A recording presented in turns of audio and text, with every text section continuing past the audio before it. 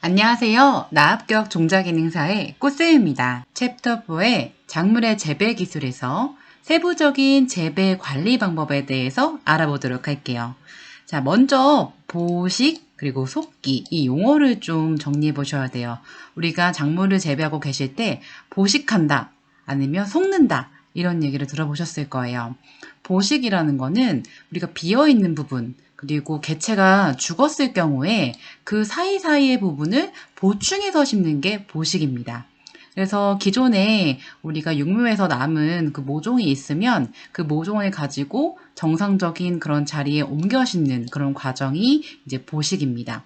그래서 보식을 통해서 죽은 개체의 자리를 보완하여서 전체적인 토지 경영의 그런 보완점을 다지시는 거죠. 자, 그 다음에 속기, 솎아낸다 이런 말은 싹이 튼 후 작물이 많이 자라는 그런 밀도가 높은 곳에 일부 개체를 제거하는 거예요. 너무 빽빽하게 재배하시면 전체적인 생육이 떨어지거든요. 그렇기 때문에 속기를 통해서 전체적인 생육의 균일화를 도모하고요.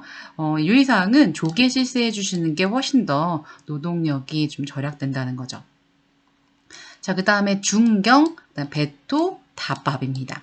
자, 중경이라는 거는 이 경운기 할 때 생각하시면 좋을 거예요. 작물이 심겨진 사이에 흙을 갈거나 쪼개주는 거서.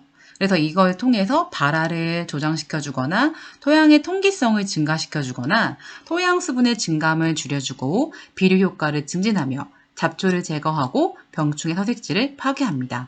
하지만 지나친 중경은 단근, 뿌리를 끊어주거나 아니면 풍실, 바람에 피해를 받게 하는 영향을 줄 수도 있습니다.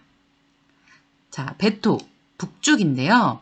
작물이 심어진 사이에 굵은 흙을 작물의 포기 아래 모아서 흙을 덮어주는 과정을 합니다. 보통 우리가 북주기는 언제 많이 하시냐면 감자 재배하실 때 많이 해요. 자, 이렇게 북주기를 하게 되면은 신근, 새뿌리의 발생이 더 많아지고요. 도복, 작물이 쓰러지는 것을 경감시켜주고 무효분열이 억제되는 것을 나타냅니다. 또한 덩이줄기, 아까 말씀드렸죠? 감자의 궤경의 발육을 더 좋게 해주고요.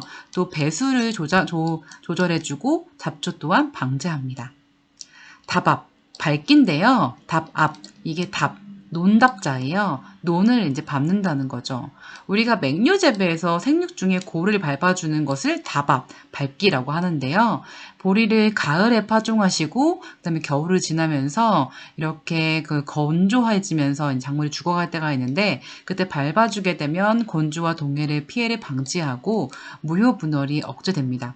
자, 아까 계속 무효분열이라는 게 나오는데 이 분열이라는 게 우리가 식량작물에서 우리가 화분과 작물에서 이렇게 나타낼 때 가지 같은 부위를 분열이라고 해요. 아마 뒷밭에 가시면 다시 공부하시겠지만 알맹이가 열매가 열리지 않는 분열이 무효분열이에요. 그럼 이거는 무의미하겠죠. 그렇기 때문에 무효분열을 억제하는 것도 굉장히 재배 방법의 중요한 요소로 꼽힙니다.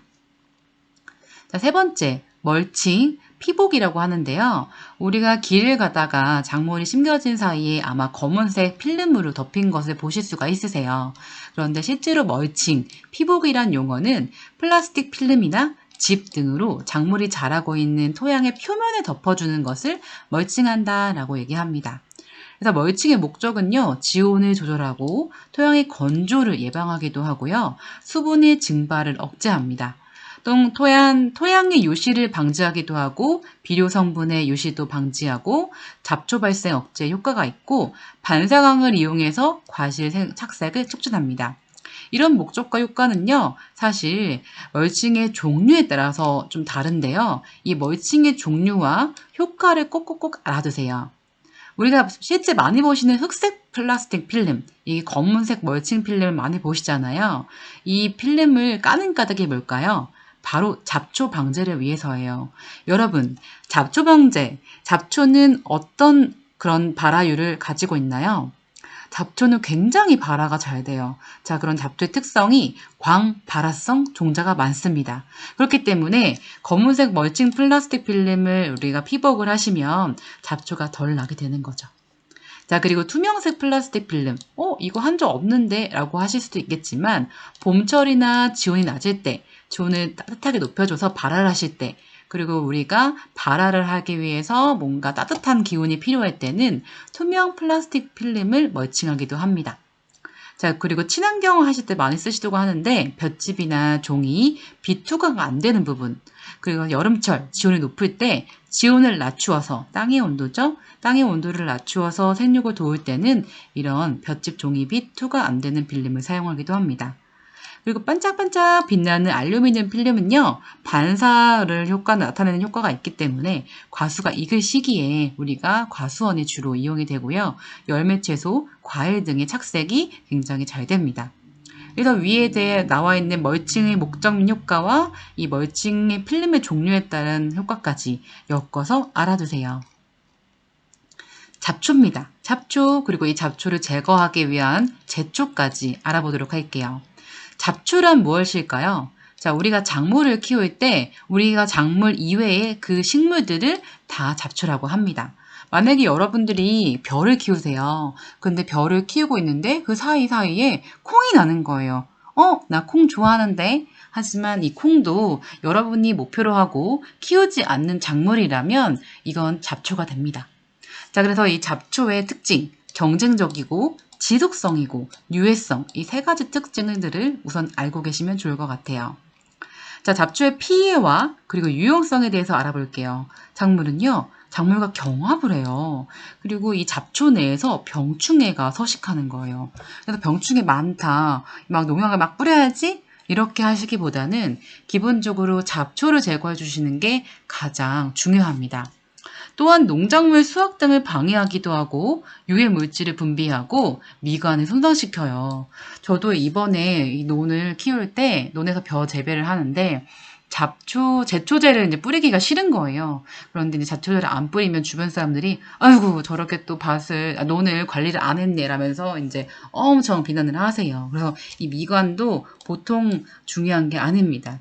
또한 독성 물질의 피해도 있고 또 광을 차단하여 동안 및 증산작용을 억제해줘. 그렇기 때문에 작물에 피해를 주는 잡초를 제거하는 게 이 농업에서는 굉장히 중요한 요소예요. 하지만 중요한 부분도 있습니다. 토양 침식을 방지하기도 해요. 또한 토양 물리적 환경을 개선하기도 해서 우리가 윤작 생각하시나요? 윤작 같은 말로 뭐죠? 돌려짓기죠. 이 윤작을 하시는 것처럼 일부러 잡초를 키운 다음에 거기다가 이제 밭을 이제 갈아서 토양의 물리적 환경을 개선시키는 그런 효과도 이뤄낼 수 있습니다. 또한 동식물의 서식처가 되기도 하고요. 구황작물, 올방개, 칡, 돼지감자 이런 것들이 이제 잡초인데요. 이런 작물들이 또 유용한 우리 건강에 좋게 이용되기도 합니다. 우리가 돼지감자, 뚱딴지라고 하죠. 이 당뇨에 굉장히 좋다고 해가지고 많이 키우시는 분도 계세요. 하지만 돼지감자 잘못 키우시면 그 맛 굉장히 망가집니다. 또한 잡초를 통해서 수질 및 토양 오염을 제거하기도 하고요. 옥상 노커가 푸르르게 이제 펼치게 될 수 있는 그런 유용성도 있고 가축사료로 이용될 수 있습니다. 자, 잡초의 종류 한번 보시고 갈게요. 우리 이 정도의 내용은 사실 식물 보호기사에 나오는 내용인데 가볍게 보고 가세요. 자, 먼저 화분가 잡초입니다. 우리가 벽가 잡초 이렇게 얘기도 하는데 굉장히 영향력이 큰 잡초 중에 하나예요. 그래서 무슨 피 하면은 우리가 화분가 잡초다라고 이해하시면 될 것 같아요. 자, 그리고 이 화분가는 마찬가지로 잎이 평행맥, 나란히 맥입니다. 자, 방동사니까는요, 이름이 너도 방사니, 이렇게 놀챙이 고랑이, 올방개와 같은 물속에서 잘 자라는 잡초예요. 그리고 이게 모양이 삼각형 모양인 게 많아요. 자, 광엽잡초는요, 화분과 방동사니까 빼고 다 잎이 넓은 잡초들을 다 광엽잡초라고 합니다. 자, 그래서 논과 밭을 구분해서 이렇게 종류를 알아두시면 제일 좋아요. 근데 이거를 다 어떻게 외웁니까? 그렇지 않나요? 그래서 지금은 화분가의 그다음에 여기 화분가에 뚝새풀, 발행이, 가장아지풀 이렇게 구분해서 먼저 외워두시고요. 가장 많이 나오는 걸 좀 생각을 해보면 엿기, 그리고 이제 맥꽃, 가래, 버풀 요 정도가 좀 많이 나오는 것 같아요. 그래서 구분해서 좀 알아두세요. 자, 이렇게 잡초의 종류를 알았는데 잡초를 제거하는 제초에 대해서 알아보도록 할게요. 제초제는요, 먼저 농약을 생각해보면 병뚜껑 색깔은 노란색과 빨간색이 있어요. 근데 노란색이 좀 많이 쓰이는 편이죠. 자, 그러면 제초제가 제초, 제거한다. 풀을 제거한다는 거잖아요. 두 가지가 크게 있습니다. 선택성 제초제와 비선택성 제초제가 있어요. 선택성 제초제는 여러분이 키우는 그 농작물에는 피해를 주지 않고 원하는 잡초만 죽이는 제초제예요. 비선택성 제초제는 다 죽이는 제초제죠. 그럼 이 둘 중에서 어떤 게 고도의 기술을 가지고 있는 농약일까요? 바로 선택성 제초제죠. 그래서 생각보다 선택성 제초제는 농약의 종류가 많이 없습니다. 좋아하는 농촌진흥청의 농약안전정보 시스템이에요. 여기 가시면 다양한 농약을 정확하게 확인하실 수 있으세요.